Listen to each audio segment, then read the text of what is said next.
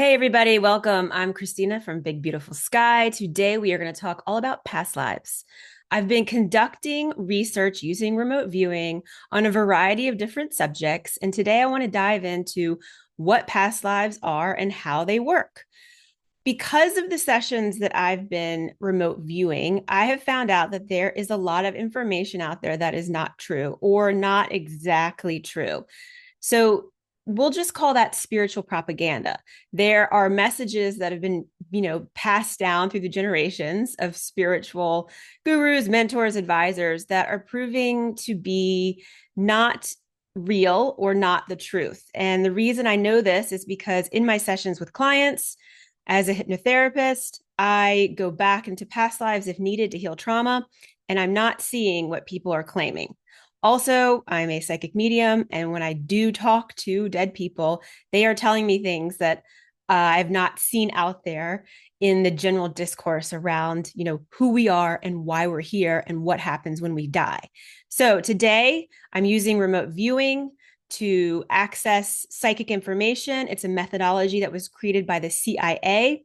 It's amazing because instead of channeling information from another entity like an alien or whatever, it allows you to access psychic information as an objective observer. So it's not secondhand, it's primary research. So let's dive in. We'll start off with a really basic question. What are past lives? And what I was shown is that past lives are just the best way to describe the other lifetimes we have lived, right? So even though we're living this life right now and this body is this person, we've lived hundreds, if not thousands of other lifetimes. Sometimes they're very short. We come in for a couple years, or sometimes they're very long. They're all different. You can have hundreds, you can have thousands. In most past lives, you are not famous or well known. Most people have very mundane past lives. And it doesn't mean that you aren't important and that your lifetime isn't important. It is, because it's all about expanding consciousness. That's the whole point. We are here to experience this universal creation in this way to expand consciousness. So we incarnate into Earth because it's a really creative way that the universe has developed to do this. And it's really just about growing and evolving consciousness. The other thing I wanted to know was, are past lives actually in the past? And what I was shown is yes, they are progressing down a timeline, a specific timeline. So the timeline that we're on now in our development as a species on Earth, there are previous lifetimes. When people say, there's no such thing as time, it's happening all at once. Yes and no, it depends on the timeline. So, what I did see is that all our past lives are connected and they're stored in a database. When people talk about the Akashic records and they talk about books and libraries, I don't think that's accurate. I think that they were channeling things, and that was what they were shown, because at that time they didn't have computers and databases, so they weren't really shown exactly what was happening. What I see now when I am shown past lives and I access past life information is a database similar to the cloud, in that your lifetimes, it's almost like your lifetimes are file folders full of data. And those are being stored in a proprietary database in this Akashic cloud system. That's what you could call it, I guess. And they can be accessed and they can be read in detail. Again, I'm not sure about those books. Maybe those books are backup versions in case the cloud goes down. I don't know. But that is what I was shown. And the technology that we are creating right now is actually a reflection of the technology used in the spirit realm. It's, as above, so below, right? So what we are doing now in the way that we are developing and creating technology, we are almost unconsciously or subconsciously creating it to understand who we are, why we're here, and how we work. So if you want to understand how this all works, learn about technology, understand how it works, because that is actually a direct reflection. In terms of past lives, how do past lives work? I think first you have to understand the word soul.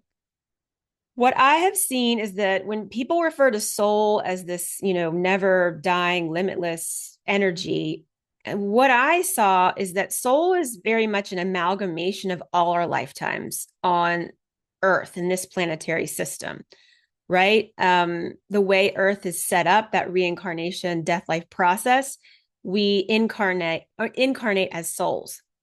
Now, this is where I'm going to disagree with a lot of people. In terms of soul, I was shown that we do not have the same soul in every lifetime, right?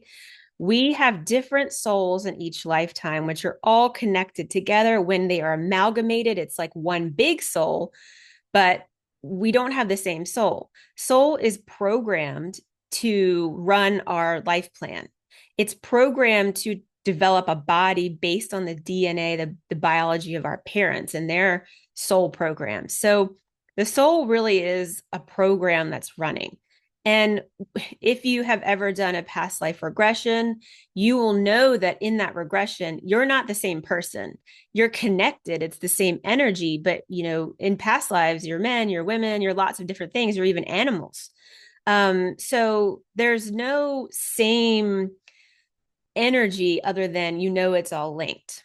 And so when people say soul, the default for me now through all my investigations is it's either the amalgamation of all your lifetimes, and that's what you're referring to, or it's one particular lifetime. What I was shown is that we get a new soul or a new piece of source energy. Soul is just source energy for each lifetime. And the soul is that program that creates your physical body. It's based on your parents' DNA and it runs your life plan. And it sends data back to the cloud, to your file to be stored and processed. So, what I was shown also is that source is not necessarily the source of the universe. It's like a library system, and that there are source energy for specific planetary systems, right? So there's a source energy for our solar system and our life death process here on Earth, but there are other source energy systems that are connected to other planets. And then perhaps there's a big ultimate source out there somewhere. But what I could see is there's different source energies. It's not all the same because that energy is used in different ways in different planetary systems, depending on the conditions. So, in terms of the one constant that I see connected to all these lifetimes across all these different planetary systems, that is spirit. And spirit is your proprietary piece of consciousness, right? Because your job is to expand consciousness by incarnating into all these lifetimes across all these different planetary systems. We're really highly advanced technology, so highly advanced. I almost laugh when these men are creating these AI, whatever, because I'm like, well, I created a human being, the most sophisticated piece of technology that will ever exist. So good luck with your AI. Anyways, so just take note when you go into a past life regression, you're in your body in that lifetime. You're feeling those feelings, you're seeing those things, you're a different energy, you can feel it. So when someone says soul, it's really important to ask them, what do you mean by that? Because I think what people do is they confuse soul with spirit. Okay. And then we talked about this. Where is past life data stored? Your body is experiencing life. All of that data is being sent up to your file into the cloud. It's being stored in your body. And when I was looking at the physical body and I was shown the physical body, there's like etheric cords, right? And one runs from the base of your spine where it connects to your brain up into the cloud. The other is solar plexus. And it's like these two main points are gathering data, but so are the chakras. The chakra system also works as like a data gathering or data gathering points. I have to go deeper into that. I really didn't research that part too much. I just wanted to see the two main chords. In terms of why we choose certain lifetimes, I was just shown it's because we want to experience as many different experiences as we possibly can to expand consciousness. Now, I talked about this in another video, While we do plan our lifetimes, we also consent and agree to a lot of things that aren't exactly great. I do not believe that we have to have all the suffering that we experience on earth to expand consciousness at all, right? So when people talk about soul ascension and soul evolution, sure, you want to evolve as much as possible in each lifetime, right? You want to have as many experiences as you possibly can here on earth. Some are good, some are bad, all the things. In terms of ascended masters and that whole game, I don't buy into it. I don't really. And whenever you start dealing with hierarchies, I question that because I don't really see that out there in the universe. There's not really hierarchies. It's just different levels of experiences, not good, not bad. It's very neutral, it's very objective. Hierarchies and this whole earth is a school and we're here to ascend. I don't buy into that because I see soul and spirit as two very different things. And I'm not as attached to soul as some people are. And so that ascension thing is very much attached to soul. And I think people need to be careful about that information and who they're getting it from. Because again, if you're channeling entities, who knows what they're telling you? Why? I mean, why do you trust them? Why do you assume that they want to give you information to help you? They could be giving you information to make your life more difficult. You don't know what their intent is. So, also in terms of souls, so spirit, I was shown that spirit can leave. So your consciousness can leave Earth's life death process, but you cannot take your souls with you. Those stay here in the Akashic records linked to Earth and the solar system here. Your consciousness can leave and go to other planetary systems. I did see almost like a passport system in that if you are from other systems, you can go back there. It's like you have an energetic stamp, you can return. You are welcomed into other systems to incarnate. I'm sure there's criteria that you have to meet. That's what it felt like. I didn't go into it. I'll have to investigate that further. So again, spirit is really the connecting energy to everything. And the more you can lean into spirit, the more free will you will have. Soul energy is limiting in that your life's mapped out a bit. That's the track you're following. But the more you use spirit, the more free will you create. And that's the energy you can use to manifest. In terms of the number of lifetimes that you live on Earth, I saw it could be 50, it could be 1,000. It's all different. Some spirits seem to come and go once they're accepted and admitted into these planetary systems. And there were agreements that I saw being made. You're assigned a soul, you're assigned a specific role. Maybe you've come into research, you're from other planetary systems, you want to incarnate to learn and research. So there's a lot of things going on. It's not straightforward.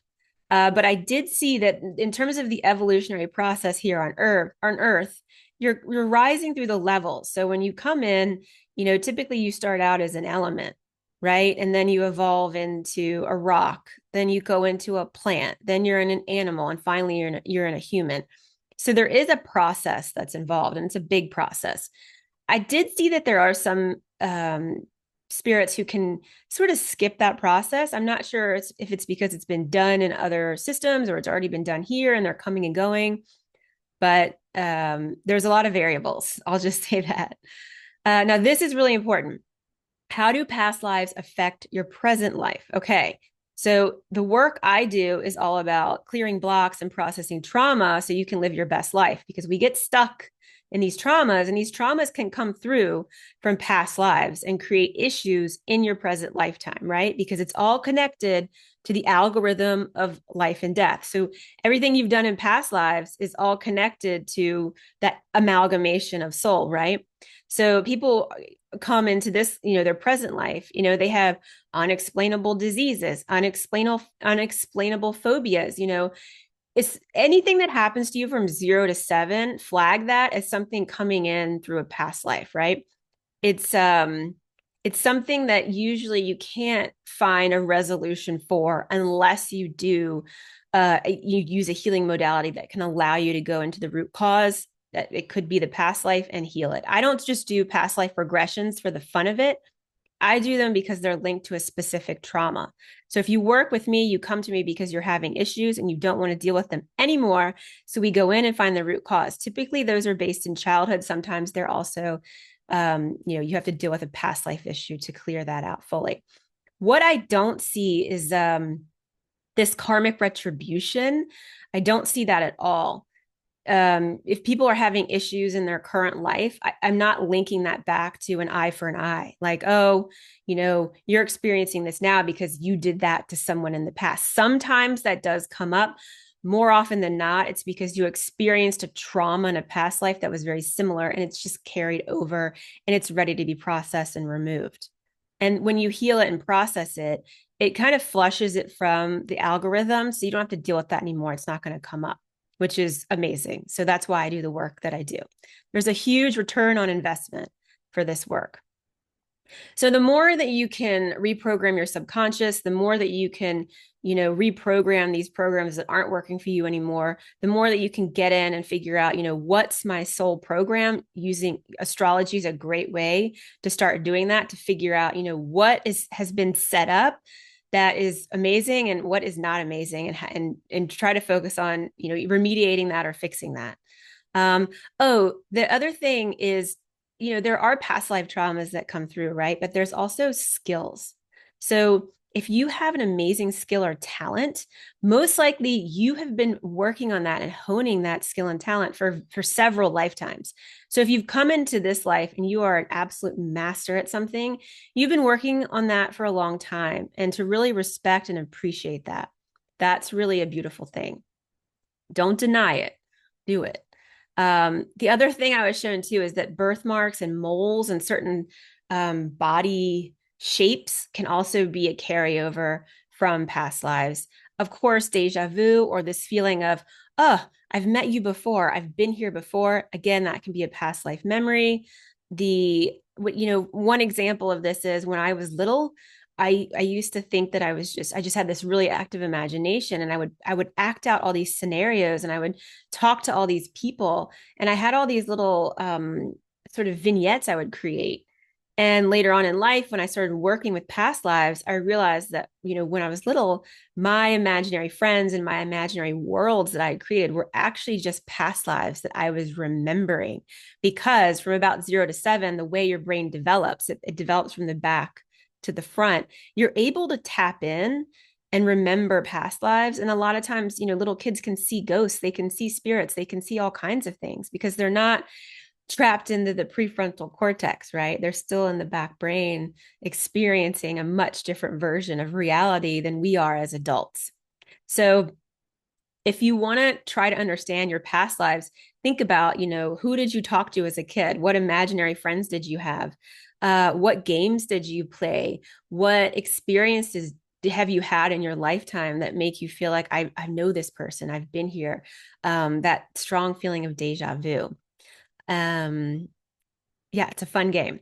So in terms of spirit guides, or I have a strange relationship with spirit guides.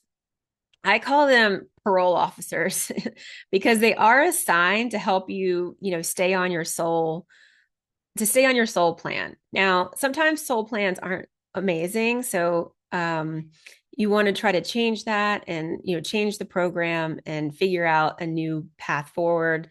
So listening to your spirit guides, if they're trying to reroute you, then that's not going to help you achieve what you want to achieve.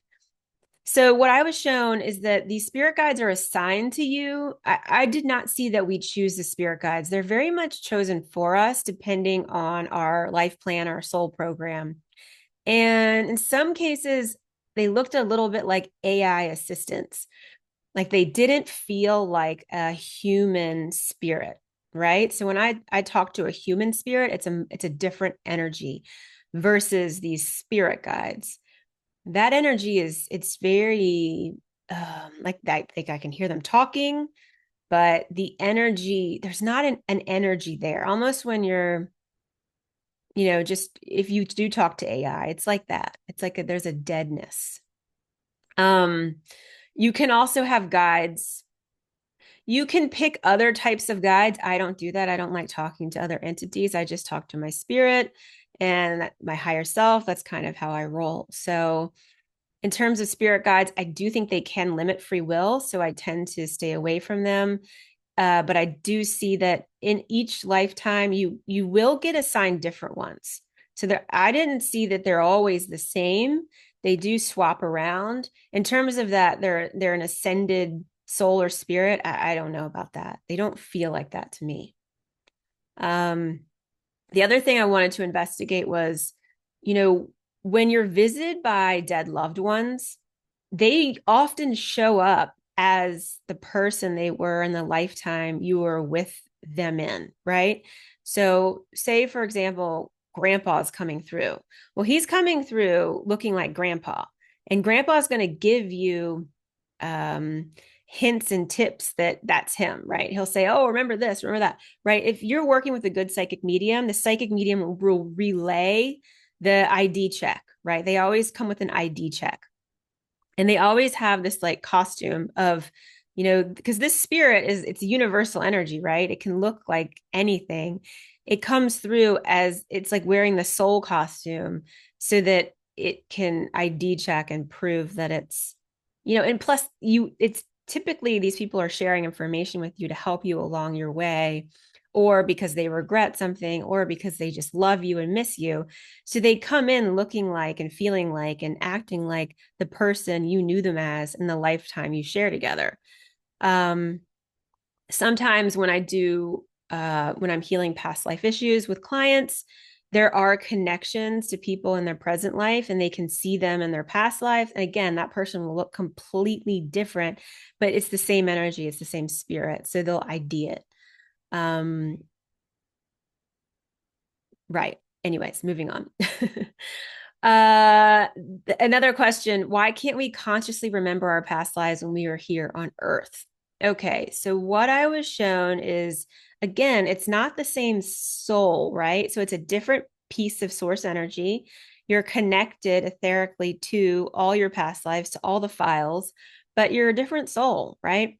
If you were the same soul in every lifetime, you would look the same, you would be a man every time, you would have the exact same birth chart. Like your natal chart is going to look different.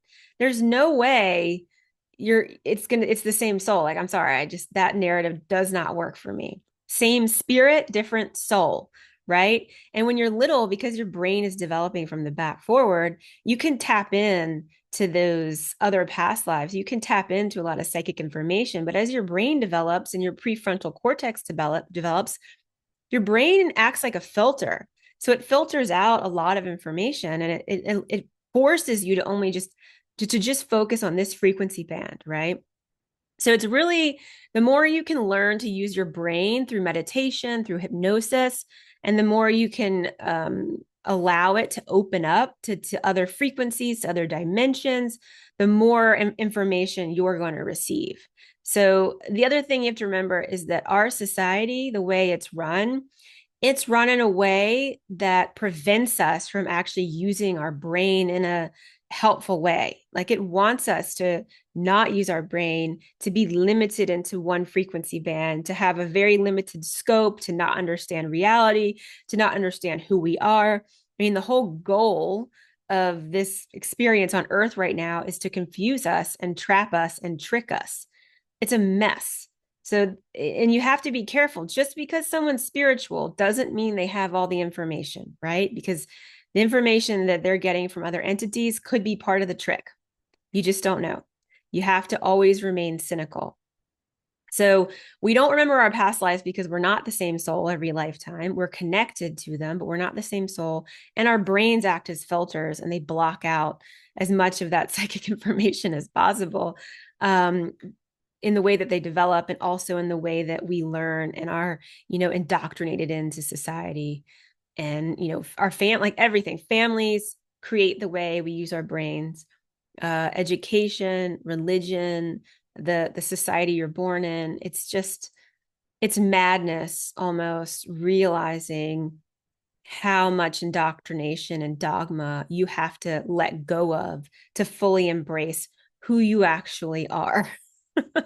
I mean, I guess that's the game. I don't know. Um, In terms of a soul family, I was shown it just depends. It's really the group you incarnate with. So you interact with each other, but not everybody because it could be millions of people, right? It could be hundreds of people. It just depends. It's like you join these groups to come in and experience Earth in a certain way, to sort of play act roles with each other. All the things. I did find that in terms of the soul family, most of the information around that's accurate. Yes, you sign up for and choose, but again, you don't sign up.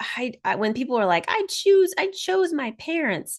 Sure, yes, you say you agree to your parents, right? The algorithm gives you the option. It says, here are the parents we think you should have to live this life on earth. And most spirits are like, whatever, cool, I'll run with that. They just want to incarnate. They sign, they agree to it. They come in, they start, their life on earth, and they're like, oh my gosh, these people are abusive, psychopath, drug dealers. You didn't necessarily sign up for that, right? Just because you experience something in your lifetime does not mean you are like, yes, please, more of that. It means there's free will and that happened to you. And it doesn't mean in all cases that you did that to someone in a past life. No, it does not mean that, right? It's not always an eye for an eye. It isn't. I don't care what anyone says. That is not what I've discovered. Sometimes those bad, those horrific traumas happen to us repeatedly over the course of lifetimes because they're just so heavy and they're stuck in our energy. And so we have to clear them out so they'll stop happening. And when we're in the spirit realm, we don't have the same emotional body. We don't have the same feelings.